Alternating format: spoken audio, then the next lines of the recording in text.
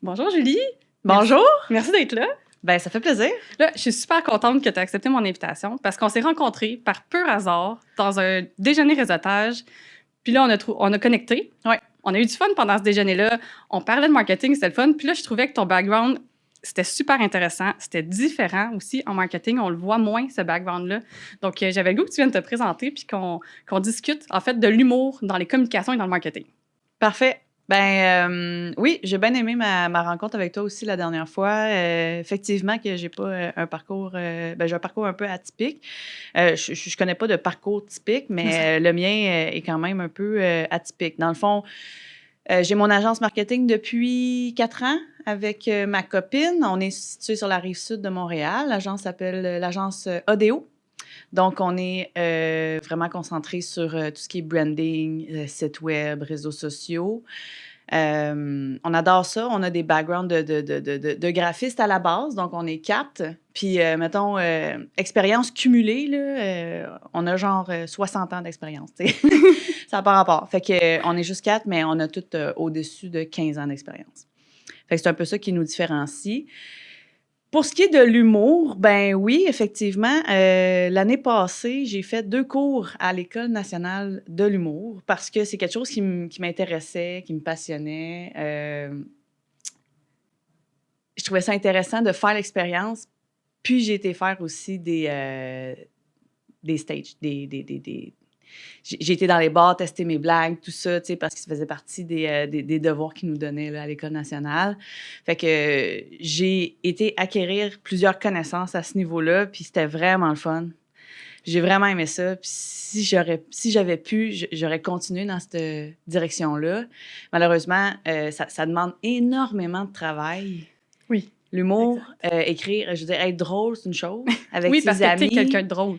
Ben, à la base, j'aime beaucoup faire rire. C'est Tu sais, puis c'est ça que je t'expliquais aussi la dernière fois, c'est que moi, ma façon de connecter avec les gens, c'est de voir si je suis capable de les faire rire. C'est la seule façon. Si je suis pas capable de faire rire la personne en avant de moi, on va avoir une relation difficile. Fait que c'est rare que j'y arrive pas. C'est déjà arrivé, mais Puis c'était plate. je veux pas en parler. Ouais, c'est ça, c'était plate.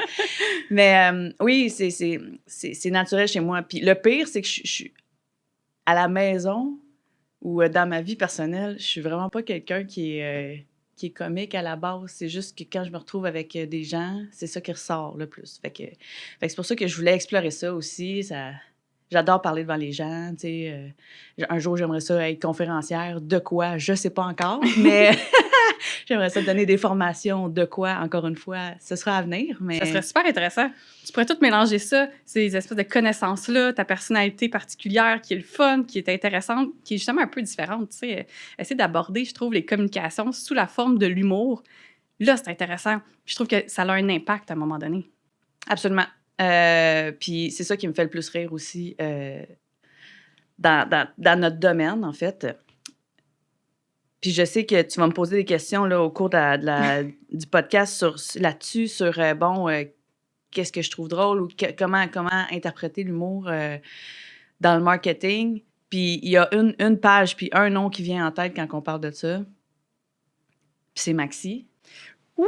Ils ont répondu à mon commentaire cette semaine. Non! Oui! Je leur ai répondu à leur propre réponse que c'était la consécration d'avoir une réponse de Maxi.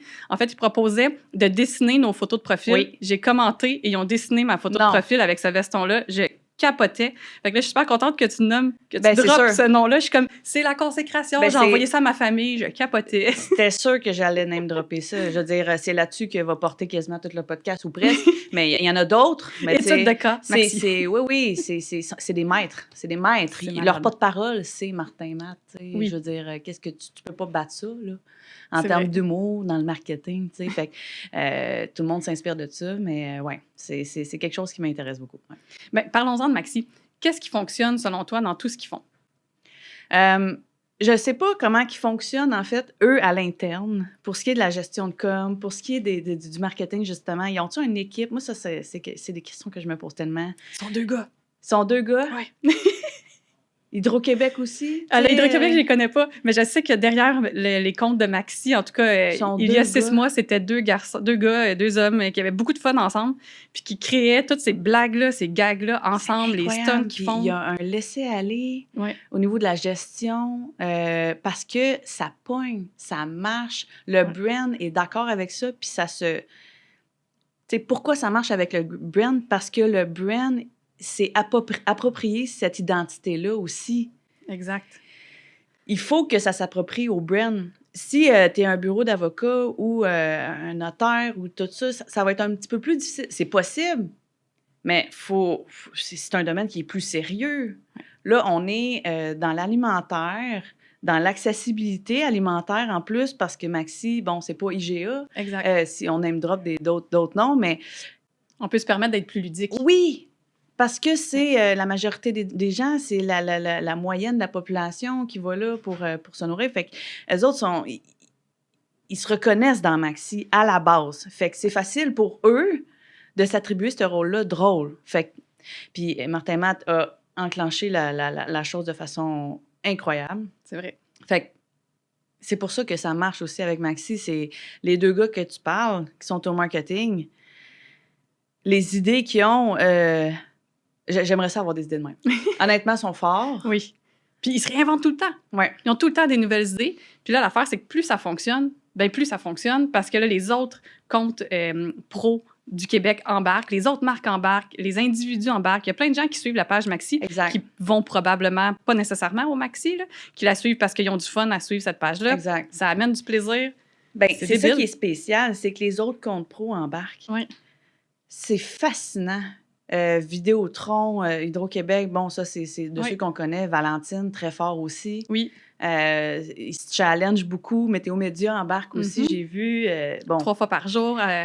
Alexandre, j'ai oublié son nom de famille. Oui, qui s'est parti un show d'humour récemment. Qui embarque beaucoup dans les folies de Maxi aussi. Ah oui, c'est vraiment, vraiment le fun, vraiment divertissant. Fait que moi, c'est des pages que je suis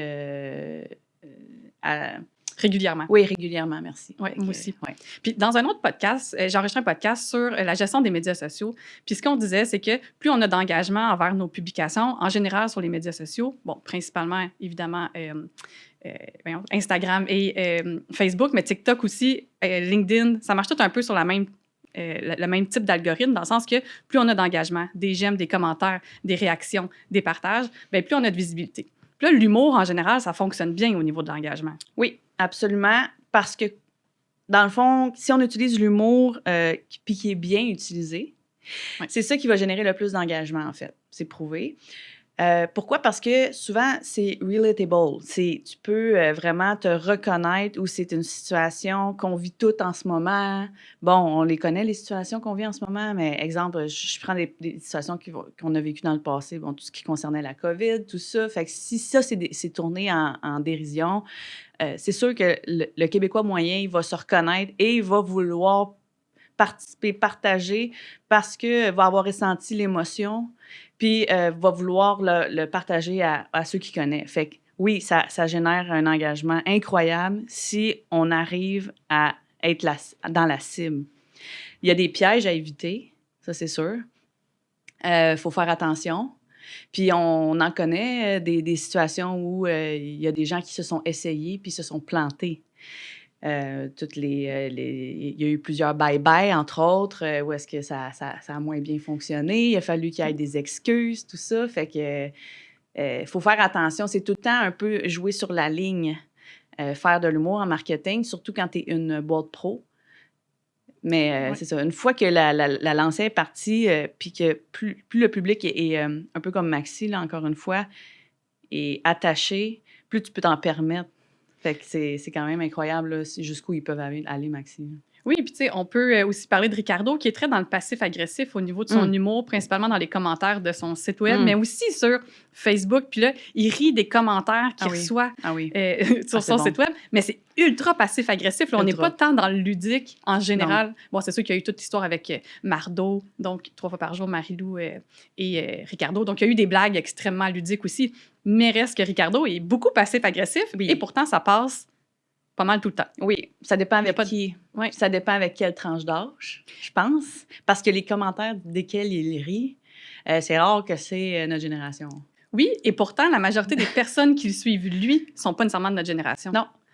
Mais ils se permettent de rire Ouais. quand même de cette génération-là. C'est spécial, hein? Je sais pas à quel point c'est ça. Il faut faire attention aussi. Le nom de Ricardo, c'est une marque, en fait. Hein? Oui. Fait que c'est pas Ricardo qui répond aux commentaires. On le comprend. Nous, on le comprend. Mais les petites madames qui font comme si je remplace les spaghettis par des fusillés, c'est-tu correct? Puis qui fait rire d'elle dans les Ouais. commentaires. Elle sait pas que c'est pas Ricardo qui répond. Exact.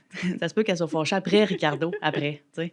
Fait que c'est un peu comique. C'est un peu ça qui est comique aussi. C'est un autre piège à éviter, d'ailleurs, là, le sarcasme ou l'ironie. C'est surprenant à quel point il y a pas tant de monde que ça qui comprennent ça. Le Par écrit, c'est l'enfer en deuxième, troisième, quatrième niveau. C'est vrai.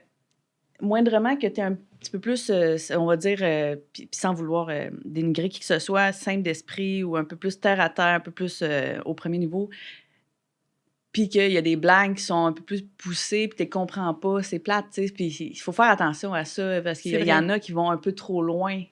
Dans le sarcasme, oui. Oui, dans le sarcasme, dans les blagues un peu plus crunchy. Bon, ça, c'est un autre piège.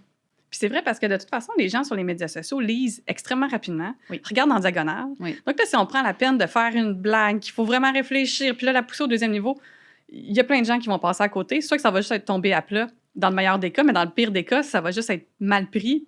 Puis là, on peut se ramasser avec un problème. T'sais. Exact. Il y a ça, il y a le ton. Je veux dire, quand on le sait, là, Messenger, les messages textes, tout ça, il n'y a pas de ton qui est donné. Fait que tout va avec les emojis, la ponctuation, super importante dans ce qu'on écrit. Fait que faut faire super attention à ça aussi. Qu'est-ce que j'allais dire? Le sarcasme, ça, c'est bon. Si jamais une situation comme ça arrive parce que vous voulez justement mettre un peu plus d'humour dans ce que vous faites, c'est bon, c'est correct, c'est super, puis que vous vous plantez. Il y a des façons de réparer ça, là. Il faut revenir sur ses pas, faire amende honorable, ben c'est sûr, faire des excuses, puis rectifier la situation juste pour rétablir la notoriété aussi. Il ne faut pas perdre le public cible. C'est pour ça que je disais que l'humour, oui, dans le marketing, mais ça dépend à qui et le ton est important. Il faut que ça s'attribue à la marque. Il faut garder en tête le brand. Super important. C'est vrai. Puis de toute façon, je trouve que les tempêtes sur les médias sociaux, ça a une durée de vie. Là, dans le sens qu'on peut se permettre de faire des essais-erreurs, puis de faire justement des erreurs, parce que de toute façon, la tempête ne durera pas éternellement. Les gens vont oublier, les gens vont passer à autre chose. Si on a bien réagi, on va être capable de passer par-dessus, je trouve, suffisamment rapidement pour pas que ça impacte la marque à moyen long terme. Mais c'est sûr que sur le coup, le gestionnaire de médias sociaux qui est derrière ça, puis qui reçoit ces commentaires négatifs-là, ça doit pas être facile. J'en suis sûre. Les gens oublient souvent aussi que la personne qui est derrière la gestion des médias sociaux, c'est une personne réelle. Oui. Cette personne-là a été engagée par une boîte pour créer des posts puis qui ont été approuvés par la boîte. Mm-hmm. C'est ça, il faut pas oublier qu'il y a des personnes en arrière de tout ça, t'sais. Puis c'est facile de l'oublier sur les réseaux ou derrière un écran, c'est une plaie, là. Fait que... Oui. Faut faire attention à ce qu'on dit. Il y a des trolls qui existent juste pour ça. Là. Fait que c'est pas... Oui, c'est ça. Faut se détacher aussi de ça, tu sais. Oui, puis là, tous ces gens-là se retrouvent en dessous du même post. Donc, les fans qui sont des vrais fans, les gens qui sont là juste pour suivre la page parce que c'est souvent drôle, les gens qui ont le goût de troller puis de répondre des trucs qui font pas nécessairement de sens avec la véritable idée en arrière du post. Ça devient dur, je trouve, à démêler, mais en même temps, c'est ce qui crée un peu la trame de following de ces pages-là. Puis ça amène du contenu, puis on peut gérer ça, puis discuter avec les gens. Puis je trouve que là, ça devient quand même intéressant, même si on a un melting pot, si on veut, de gens. Absolument. Puis tu sais, ça s'arrête pas juste au marketing de réseaux sociaux. Mettons qu'on va un peu plus loin, puis qu'on va jusque dans les pubs télé, les pubs radio. On en connaît d'autres, là, exemple, Meublardé qui ont engagé Jérémy Demé. Très bon. Je trouve ça excellent. Dès qu'on passe devant, mes enfants crient « Meublard dégueu! » Ça marche? Ben oui, ça marche. Tu t'en souviens? Puis c'est pas nouveau non plus, l'humour dans le marketing, autant le lait en faisait beaucoup, des pubs avec les enfants, tout ça, aux fêtes, tu sais. Ça s'était perdu, je trouve, dans les Oui, dernières années. Et un là, ça peu. revient en force. Ben, en tout cas, au Québec, ça revient en force. Je trouve ça le fun. Oui, J'aime ça. plus d'humoristes plus d'humour puis d'humoristes dans les pubs en général, mais ça fait du bien au moral, tu sais. Puis Oui, nous, Québécois, on est habitués à ça. On est fort en humour. c'est vrai. Vraiment, là, comparé au reste, bon, on va dire, Oui, oui. États-Unis sont très forts aussi, France très fort aussi, mais dans le reste du monde, les publicités, très rare que c'est humoristique. C'est pas si fort qu'ici, en Pas tout cas. tant, Non. pas tant. Puis, tu as survolé quelque chose, tu as dit on s'en souvient, mais c'est vrai que ça rend les communications, les publicités mémorables. Oui. C'est vrai qu'on s'en souvient. Ça nous reste en tête, ça nous a frappé dans notre imaginaire, dans notre culture, puis ça reste dans le temps. Absolument, c'est ça, on s'en souvient, ça reste dans notre mémoire, puis surtout si tu l'as partagé avec d'autres gens. Ah ouais. Ça C'est devient moi, des mes meilleurs insides. souvenirs, c'est drôle, là. C'est ça. le Galaxy près de chez vous. C'est que ça avec mes parents, mon frère. Tu sais, je veux dire, fait que c'était que de l'humour, là. 4,5, name it, là. Fait que oui, pour nous, je pense que c'est ancré dans notre culture, là. L'humour au Québec, c'est super important. Fait que veux pas, si un brand qui est moindrement un peu plus sérieux met de l'humour dans son marketing, ça va être remarqué, c'est sûr et certain, là. Oui, puis là, je trouve que les marques s'inscrivent dans les insides familiaux ou amicales des gens, tu sais, comme Meublard Dégueu, mais on peut penser à il y a plusieurs années, haha, Famille Brie. Absolument. Ça aussi, ça avait même fait le bye-bye dans le temps. Oui. Ben, Meublard D aussi a fait le bye-bye, si je me souviens bien, cette année ou l'année passée, je me Ouais, souviens plus. ouais. Là. Donc, tu sais, c'est ça, c'est que ça rentre dans les familles, ça rentre, et là, les gens répètent ça, et donc se souviennent, ils répètent la marque à chaque fois. Oui, absolument. Fait que c'est non négligeable. C'est ça. Je te laisse continuer. Mais là, moi, je trouve ça le fun, l'humour. Je suis quelqu'un qui aime l'humour. Je trouve ça drôle. J'aime ça mettre ça dans les communications. Mais j'ai parfois de la misère à convaincre les clients de faire le pas. Tu sais, de commencer avec, on va commencer lentement, on va y aller, on va bâtir là-dessus, on va voir comment les gens réagissent. Puis malgré ça, c'est difficile que les marques nous acceptent, en fait, une ligne directrice de communication qui sera plus humoristique. Fait que là, as-tu des conseils pour les marques ou pour les agences comme moi qui essaient de convaincre les clients d'aller vers là? Oui. Ben, c'est ça. Quand un client est un peu plus réfractaire, c'est peut-être une bonne idée de commencer avec, pas nécessairement une ligne directrice humoristique, mais d'y aller avec parcimonie pour tester le public, justement, de savoir qu'est-ce qui marche moins. Fait que moi, ce que je conseille, c'est premièrement de tester ça lors de tout ce qui est. Parce que c'est. Bon, on sait tous, là, quand il y a des fêtes ou quand il y a des dates précises, exemple, bon, la Saint-Jean-Baptiste, tout ça, Pâques qui s'en vient. C'est le moment de tester peut-être c'est plus ludique, c'est moins sérieux, c'est moins attribué à tout ce qui est, bon, vente marketing ou notoriété, tu sais, c'est vraiment juste pour être dans la masse, là, au final. Donc, c'est le moment de tester ça, peut-être juste avec une story ou une description d'un post. Juste faire une mini blague, voir c'est quoi l'engagement qu'on a, c'est quoi le retour, puis établir des KPI aussi, à savoir comment on peut calculer ça aussi, là, puis à quelle fréquence qu'on peut en mettre. C'est sûr que c'est important que le client soit d'accord, tu sais, veut pas. Fait que c'est pour ça qu'il faut attribuer ça à des situations particulières, puis faire comme, regarde, on peut-tu juste l'essayer, puis lui apporter des preuves de, voici des choses qui ont marché dans le passé pour d'autres clients. Nous, on pourrait peut-être y aller aussi dans cette direction-là, juste pour essayer, parce que ça permet justement peut-être aider l'algorithme de la page qui peut-être est un peu à travailler, tu sais, fait que essayer de voir plus naturellement ou organiquement comment on peut faire pour spread un peu plus la page, tu sais. Puis, on vient de le dire, l'humour, c'est une des meilleures façons d'engager les gens. Fait que, oui, il faut essayer d'en mettre un petit peu plus, là. Mais c'est ça, il faut que le client soit ouvert. Oui, puis il faut que ça fitte un peu dans le ton aussi. Dans le ton, super important. Dans l'image de marque qu'on essaie de pousser, la personnalité qu'on a mis derrière tout ça. Puis des fois, ça évolue de toute façon dans le temps. On peut avoir une personnalité, je trouve, pendant plusieurs années, une personnalité de marque auquel on tient. Puis finalement, ça évolue un petit peu parce que l'entreprise évolue, l'industrie évolue, les produits-services évoluent, tout évolue finalement. Ça veut pas dire que de mettre de l'humour aussi, puis si ça peut aider à ton pitch, ça va diminuer la notoriété ou le sérieux qu'on a de la marque. Tu sais, c'est zéro ça, là. Zéro. Au contraire, le but de plusieurs des compagnies, c'est d'être plus accessible. Et pour ça, ben, il faut que les gens puissent relate, encore une fois, excusez l'anglicisme, là, mais relate par rapport à ta compagnie. Fait que, puis comment on relate, la meilleure façon, c'est l'humour, parce que c'est les situations que les gens vont le plus vivre dans leur quotidien.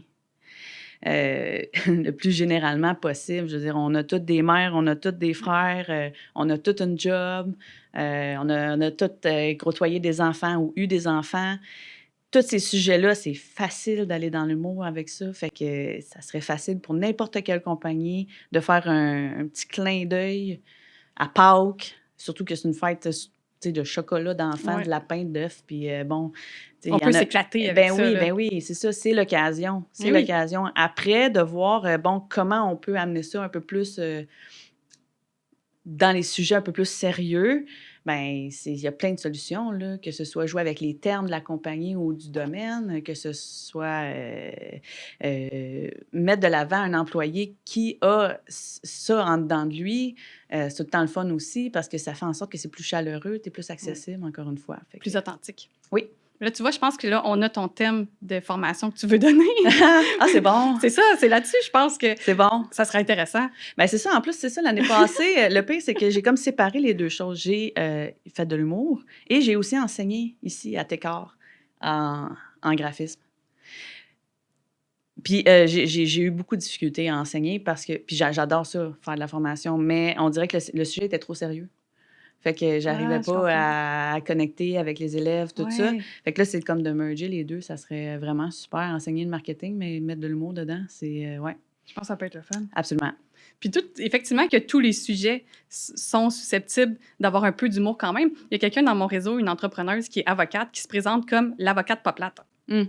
Parce qu'elle a dit, c'est pas vrai, je suis pas une avocate au bas brun, je suis pas plate. Je suis pas emmerdante, je suis pas drabe, je suis spéciale, j'ai une personnalité extravertie, extraordinaire. Puis c'est ça que j'ai le goût de mettre de l'avant pour ma business, tu sais. Puis ça fait pas en sorte qu'elle est moins... elle est pas moins prise au sérieux du tout. Exactement. Non, puis je pense que son entreprise fonctionne même très bien. Ben oui, c'est ça. C'est comme ça qu'elle se présente. Ça, puis elle va aller chercher les clients qu'elle a le goût de travailler avec aussi, tu sais. Exactement. Ça, des clients qui sont un peu plus détendus, qui vont lui faire confiance parce qu'elle est authentique, elle est naturelle. Elle ne fait pas semblant d'être sérieux. Puis non, elle met ça de l'avant. C'est parfait, ça. Puis après ça, il n'y a pas un clash non plus quand tu rentres en meeting avec cette personne-là. Tu t'attends à voir quelqu'un de le fun, de détendu, justement, mais de professionnel, efficace, efficiente quand même, tu sais. Mais si tu t'attends à avoir une avocate au bas brun hyper drame qui parle sur le même ton de voix, ben c'est parce que tu n'as pas suivi ses médias sociaux, de un. Puis de deux, tu vas être surpris quand tu vas arriver dans le meeting, puis peut-être déçu du service que tu as, parce que c'est pas ça que tu as le goût d'avoir. Et vice-versa, tu as le goût d'avoir quelqu'un de funny, ben c'est vers quelqu'un comme elle que tu vas aller, tu sais. D'où l'importance de rester vraiment proche du brand, puis de la marque, puis de l'identité de la compagnie. C'est pour ça que, effectivement, il y a un humoriste qui disait on peut rire d'absolument tout, ça dépend de comment on le fait. Mais il y a rien, aucun sujet sur lequel on ne peut pas rire. Tellement bien dit. Fait que tout se dit. Ça dépend de comment on dit. Fait que je pense pas qu'il y a de domaine où on peut pas mettre de l'humour. On peut en mettre dans tous les domaines. Ça dépend de comment c'est fait. T'sais. Mais mettons que je prends à l'extrême, là, une compagnie que je trouve qui en met trop, mettons. Oui. Puis je vais name drop, là, mais qui sont vraiment forts, là, puis ça marche, puis tout ça. Armoire PPM, je pense qu'ils ont changé de nom à cette heure. Le gars qui fait ça, il est vraiment mis de l'avant. Je pense que c'est sa compagnie, puis il crie tout le temps. Il crie tout le temps, mais c'est ça son personnage, tu sais. Puis le monde va vers lui parce qu'il crie. Moi, ça me rejoint un peu moins, mais c'est fou comment ce brand-là est attribué à ça. Tu sais, c'est capoté. Fait que ça me fascine. Faut juste jamais changer la personne parce que là, on va être mal pris. Oui, non, c'est ça. Tu peux pas arriver tu t'attends à ce que quelqu'un te crie après quand tu arrives là. Tu sais, carrément, là, c'est ça le brand. Fait que quand tu dis faut que tu sois authentique, puis tu sois... Parce que le client, après ça, quand il va faire affaire avec toi, il va s'attendre à voir ce que tu as mis sur tes réseaux sociaux, au final. Exact. Ouais. Hey, ben, merci beaucoup, Julie. Puis là, merci d'être venue rencontrer sur mon podcast, discuter d'humour avec moi. Puis là, j'aimerais vraiment avoir une formation de ta part sur le marketing et la communication. Comment injecter un petit peu d'humour là-dedans. Il me semble que je verrais bien ça. Ça va me faire plaisir. Je vais monter ça, là. Je vais monter ça. Je vais me partir un podcast, je pense. Hey, bonne idée, tu m'inviteras. On va aller parler de marketing ensemble. Excellent. Ben, merci beaucoup. Merci à toi. Bye-bye. Bye.